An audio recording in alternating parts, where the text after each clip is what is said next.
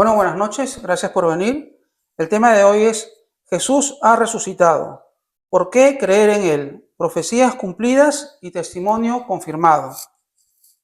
Nosotros muchas veces vivimos reaccionando a lo que pasa. Improvisamos decisiones, emociones y caminos. Pero cuando miramos la Biblia, descubrimos algo poderoso. Dios nunca improvisa. Dios anuncia, prepara y cumple con precisión perfecta. Y eso cambia completamente la forma en que entendemos a Jesús. Porque nosotros no seguimos a alguien que apareció de repente. Seguimos a aquel que fue anunciado siglos antes, con detalles imposibles de inventar. Y eso nos da una base firme. Y todo está en la Biblia. Una fe que no depende de emociones, sino de una verdad sustentada. Vamos a hablar de las profecías de la venida de Jesucristo. Una de las tantas profecías que hubieron es el nacimiento de una virgen, o sea que Jesús iba a nacer de una virgen. Y esto se escribió 700 años antes del nacimiento de Cristo. Está en Isaías 7:14. Dice: por tanto, el Señor mismo os dará señal. He aquí que la Virgen concebirá y dará a luz un hijo, y llamará su nombre Emmanuel. Aquí vemos algo que rompe toda lógica humana. Una virgen dará a luz. Esto fue escrito aproximadamente 700 años antes del nacimiento de Jesús. No es un detalle menor, es una señal sobrenatural. Dios estaba diciendo desde mucho antes: así reconocerán al Mesías. Y cuando nosotros vemos el cumplimiento en Jesús, entendemos que esto no fue casualidad. Dios estaba dejando huellas claras en la historia para que nosotros no caminemos en confusión. Y hoy eso nos enseña algo práctico. Nuestra fe no es un salto al vacío, es una respuesta a lo que Dios ya nos ha revelado. Otra profecía es que Jesús nacería en Belén, y esto lo encontramos en Miqueas 5:2. Aquí vamos a hacer la lectura de Miqueas, no. Esto lo encontramos en Miqueas 5:2. Pero tú, Belén, Efrata, pequeña para estar entre las familias de Judá, de ti me saldrá el que será Señor en Israel, y sus salidas son desde el principio, desde los días de la eternidad. Dios no solo dijo cómo nacería, también dijo dónde. Belén, un lugar pequeño, insignificante para muchos en esa época. Esta profecía fue dada unos 700 años antes, como habíamos comentado. Y aquí vemos el corazón de Dios. Él no escoge lo grande, escoge lo humilde. Jesús no nació en un palacio, nació en lo sencillo. Y eso nos habla directamente hoy. Dios no necesita nuestras condiciones perfectas para obrar. Él se revela en medio de nuestra realidad. Otra profecía es de que sería rechazado, también 700 años antes en Isaías. Y entonces Sandra nos va a leer Isaías 53, 3, 12. Despreciado y desechado entre los hombres, varón de dolores, experimentado en quebranto, y como que escondimos de él el rostro. Fue menospreciado y no lo estimamos.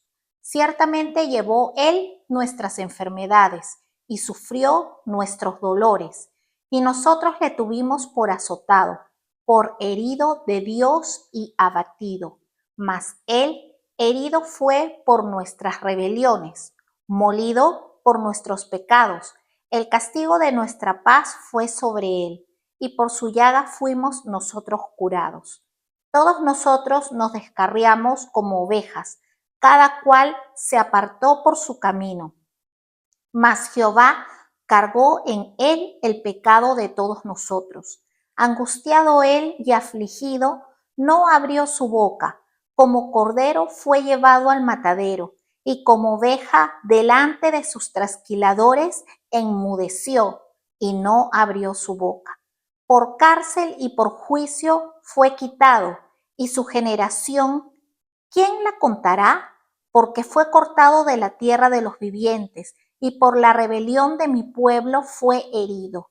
Y se dispuso con los impíos su sepultura, mas con los ricos fue en su muerte, aunque nunca hizo maldad ni hubo engaño en su boca. Con todo eso, Jehová quiso quebrantarlo, sujetándole a padecimiento, cuando haya puesto su vida en expiación por el pecado, verá linaje, vivirá por largos días, y la voluntad de Jehová será en su mano prosperada. Verá el fruto de la aflicción de su alma, y quedará satisfecho. Por su conocimiento justificará mi siervo justo a muchos, y llevará las iniquidades de ellos.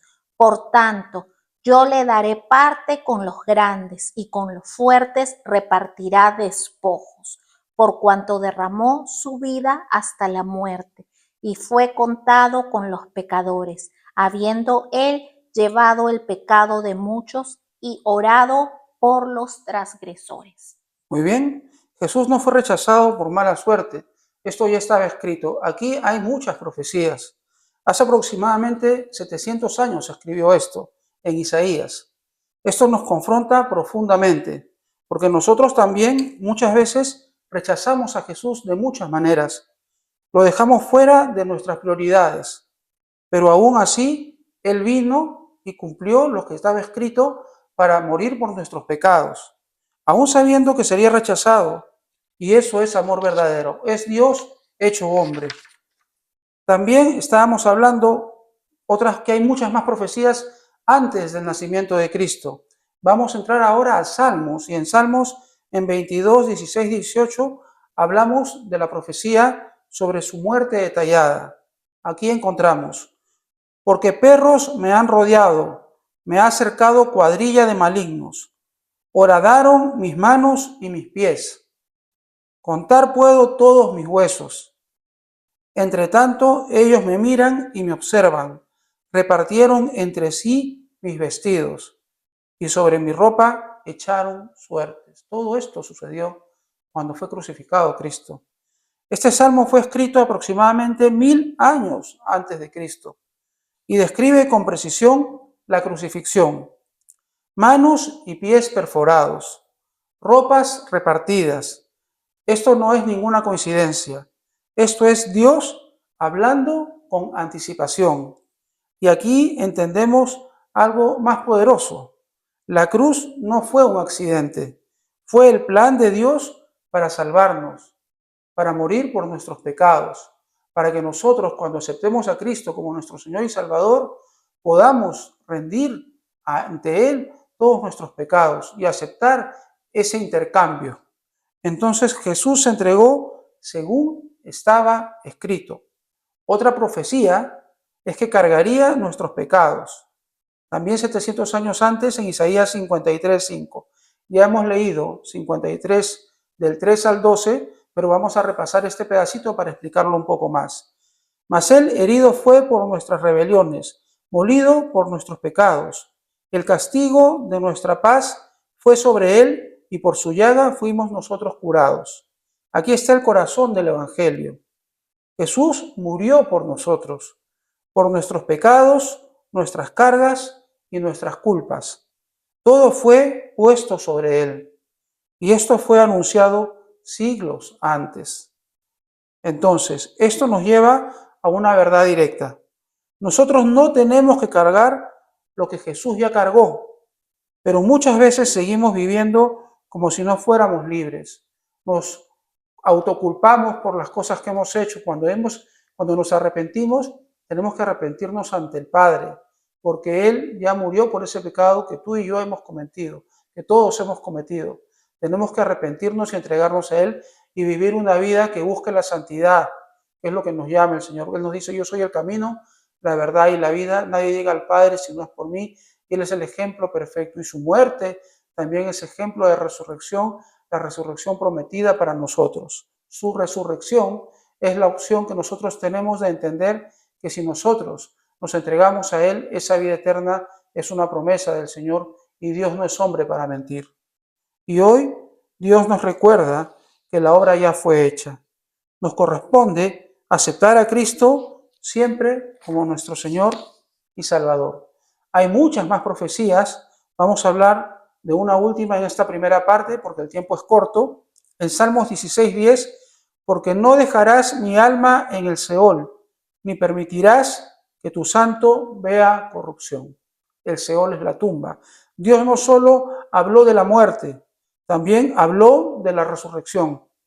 Esto fue escrito aproximadamente 1000 años antes del nacimiento de Cristo. Jesús no se quedaría en la tumba.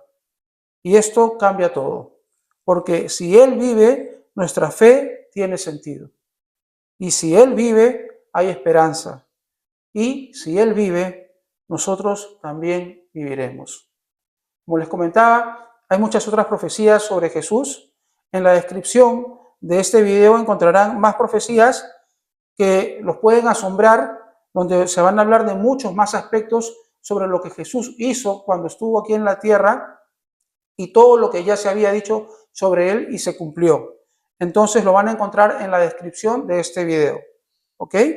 Porque Dios anuncia, prepara y cumple con precisión perfecta todo lo que hace.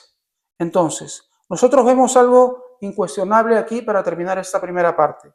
Dios habló desde la eternidad anunciando su plan de salvación.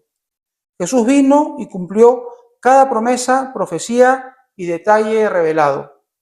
Nada quedó al azar, todo ocurrió conforme a la voluntad soberana de Dios. Nuestra fe no descansa en sentimientos ni en tradiciones humanas. Descansa en un Dios fiel que cumple lo que promete y confirma su palabra en Cristo. Por eso podemos confiar con certeza, esperar con firmeza y vivir en obediencia. Vamos a terminar esta primera parte con una oración.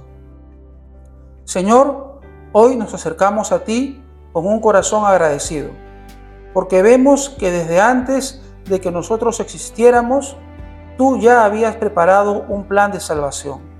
Gracias porque no nos dejaste en incertidumbre, sino que nos hablas con claridad a través de tu palabra. Hoy reconocemos que Jesús es el cumplimiento de todo lo que prometiste y eso nos llena de confianza y paz. Señor, perdónanos porque muchas veces hemos dudado, porque hemos vivido guiados por emociones y no por tu verdad. Pero hoy decidimos afirmar nuestra fe en ti. Queremos creer con convicción, queremos vivir con certeza. Espíritu Santo, ayúdanos a entender más profundamente lo que Jesús hizo por nosotros.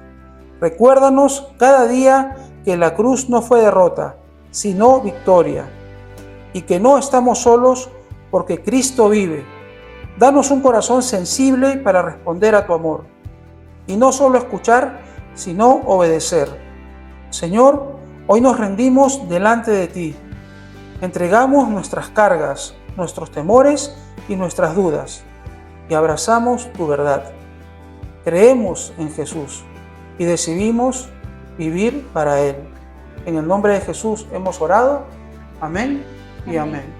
Y ahora para la segunda parte nos va a acompañar Sandra. Buenas noches, gracias por estar aquí. La resurrección lo cambia todo. Nosotros no seguimos una idea bonita. Jesús no se quedó en esa cruz. Jesús resucitó y esto sostiene todo el Evangelio.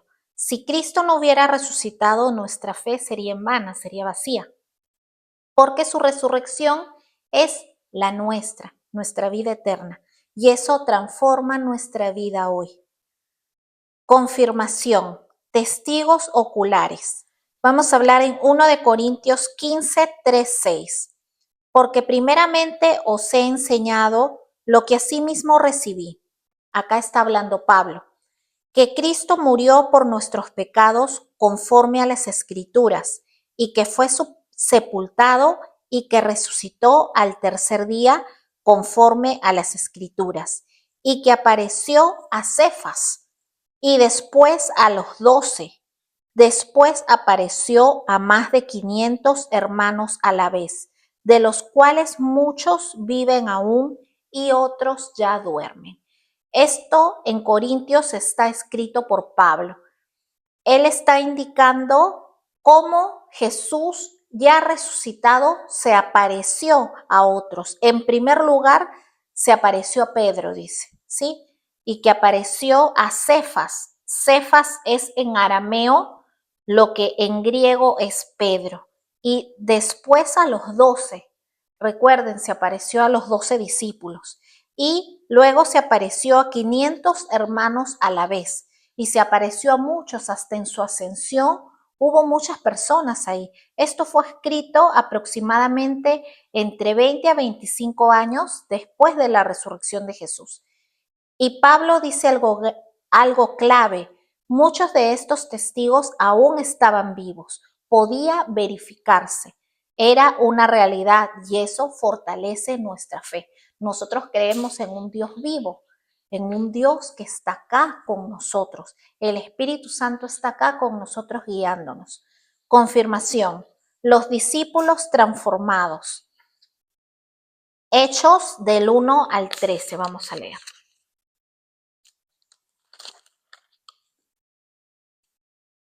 Hechos 4 del 1 al 13 dice: Hablando ellos al pueblo, vinieron sobre ellos los sacerdotes con el jefe de la guardia del templo y los saduceos, resentidos de que enseñasen al pueblo y anunciasen en Jesús la resurrección de entre los muertos. Y les echaron mano y los pusieron en la cárcel hasta el día siguiente porque era ya tarde. Pero muchos de los que habían oído la palabra creyeron, y el número de los varones era como 5,000. Aconteció al día siguiente que se reunieron en Jerusalén los gobernantes, los ancianos y los escribas, y el sumo sacerdote Anás y Caifás, y Juan y Alejandro, y todos los que eran de la familia de los sumos sacerdotes. Y poniéndoles en medio les preguntaron: ¿Con qué potestad o en qué nombre habéis hecho vosotros esto? Entonces Pedro, lleno del Espíritu Santo, les dijo: Gobernantes del pueblo y ancianos de Israel, puesto que hoy se nos interroga acerca del beneficio hecho a un hombre enfermo, de qué manera éste haya sido sanado, sea notorio a todos vosotros y a todo el pueblo de Israel que en el nombre de Jesucristo de Nazaret, a quien vosotros crucificasteis y a quien Dios resucitó de los muertos, por él este hombre está en vuestra presencia sano. Este Jesús es la piedra reprobada por vosotros los edificadores, la cual ha venido a ser cabeza del ángulo, y en ningún otro hay salvación, porque no hay otro nombre bajo el cielo dado a los hombres en que podamos ser salvos. Entonces, viendo el denuedo de Pedro y de Juan, y sabiendo que eran hombres sin letras y del vulgo, se maravillaban y les reconocían que habían estado con Jesús. Entonces, esto es poderoso. Este libro fue escrito por Lucas aproximadamente 30 años después de la muerte de Jesucristo. Entonces, acá vemos que él está mostrando algo poderoso, que estos discípulos sencillos, simples, que no eran personas educadas, se estaban enfrentando ante los sacerdotes, ante los sumos sacerdotes y su familia, que eran los más reconocidos y los que eran estudiados en las escrituras. Antes nadie tenía las escrituras con la libertad que lo tenemos nosotros para aprender, para leer. Eso solo estaba con lo más alto, con los sumos sacerdotes. Entonces, ellos pasaron de tener miedo a predicar con valentía. ¿Qué pasó? vieron a Jesús resucitado y esto transformó sus vidas. Ya no sintieron miedo, ellos se aferraron a Dios, al Dios Todopoderoso, Padre, Hijo y Espíritu Santo. Un encuentro real con Jesús cambia nuestra manera de vivir. Ya no vamos a ser temorosos, vamos a saber que todo lo podemos en Cristo porque Él es el que nos fortalece. Luego, otra de las cosas es la confirmación. El evangelio se expande. Este lo vemos en Hechos del 1 al 8. Pero recibiréis poder cuando haya venido sobre vosotros el Espíritu Santo, y me seréis testigos en Jerusalén, en toda Judea, en Samaria y hasta lo último de la tierra. Esto también lo escribe Lucas. Lucas es llamado el médico amado. Y esto fue en el momento antes de la ascensión de Jesús, cuando Jesús fue elevado por las nubes al cielo. Entonces, antes, ¿qué dice él? Que no íbamos a estar solos, que íbamos a recibir poder. Y esto se lo dice a los apóstoles, pero recibiréis poder cuando haya venido sobre nosotros, ¿quién? El Espíritu Santo. Y dice, me seréis testigos, y dice en Jerusalén, y nombra varios sitios de Judea, y dice hasta lo último de la tierra, y ahí entramos nosotros, que el evangelio va a entrar hasta el último rincón de la tierra. Jesús promete este poder que nos da el Espíritu Santo, y así la iglesia comienza a crecer, aún en medio de la persecución, porque ahora nosotros somos libres de dar la palabra, pero en ese tiempo hubieron castigos, castigaban con muerte, con azotes, con cárcel, con crucifixión aún más. Entonces, esto no es un poder humano, esto es obra de Dios y hoy nosotros somos parte de eso. El mismo Espíritu de Jesucristo, el Espíritu Santo, vive en nosotros y nos capacita para vivir y compartir la verdad. Luego, en nuestra vida hoy lo vemos en 2 de Corintios 5:17. Dice, de modo que si alguno está en Cristo, nueva criatura es. Las cosas viejas pasaron, he aquí, todas son hechas nuevas. La evidencia esta no queda en el pasado, también está en nosotros. El Espíritu Santo sigue obrando. No es que obró con los discípulos y ya ahí todo murió. No, el Espíritu Santo, Jesucristo, Dios está vivo, Dios no cambia. Sus palabras fueron para el pasado, son para el presente y serán para el futuro. Cuando Jesús entra en nuestra vida, todo cambia. Nosotros somos restaurados, somos limpiados, somos lavados, somos levantados y así muriéramos nosotros, podemos morir en esta primera muerte, pero va a haber una segunda muerte. Eso es cuando los que no recibieron a Jesucristo van a caer en el lago oscuro donde ya no va a haber vida, pero nosotros que hemos creído en Él, nosotros vamos a resucitar y vamos a tener esa vida eterna. Entonces, Jesús entra en nuestra vida, todo en nuestra vida cambia, entonces somos transformados. Eso afirma que Él vive, Cristo vive, Jesucristo vive, porque solo un Dios vivo tiene el poder de transformar, tiene el poder de resucitar, tiene el poder de revivir. Y eso es lo que hace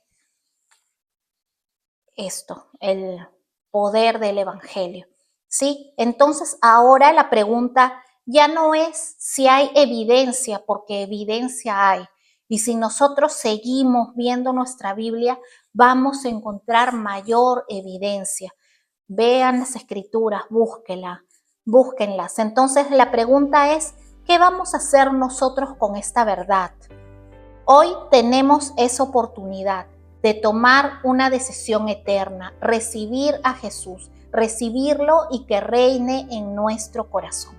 Entonces vamos a terminar con una pequeña oración. Señor Jesús, hoy reconocemos, Señor, que hemos pecado contra ti, Señor. Hoy queremos que solo tú seas nuestro Dios, que tú dirijas nuestra vida, que tú dirijas nuestra mente y nuestra boca. Transfórmanos, Señor, y perdona nuestra incredulidad. Haznos valientes, Señor, para llevar tu palabra. Lava, Señor, nuestras heridas y transforma nuestro corazón. Quita todo dolor. Haznos, Señor, nuevas criaturas y líbranos de la segunda muerte, Señor. Espíritu Santo, llénanos con tu poder. Ayúdanos a vivir con valentía, creyendo, viviendo y llevando a otros tu palabra. Que vivamos para ti, Señor. Hoy entregamos nuestro corazón. Hoy nos entregamos a ti, Señor Jesús. Gracias te damos, Señor, por tu palabra. Gracias te damos, Señor, por esa promesa de salvación, porque tú no eres hombre para mentir, ni hijo del hombre para arrepentirse. Oh Señor, tú no cambias, Señor, a través de los siglos. Tú eres un Dios bueno y tú has venido para salvarnos, Señor. Gracias te damos, oh Dios Rey Celestial, en el nombre poderoso de Cristo Jesús hemos orado. Amén y amén.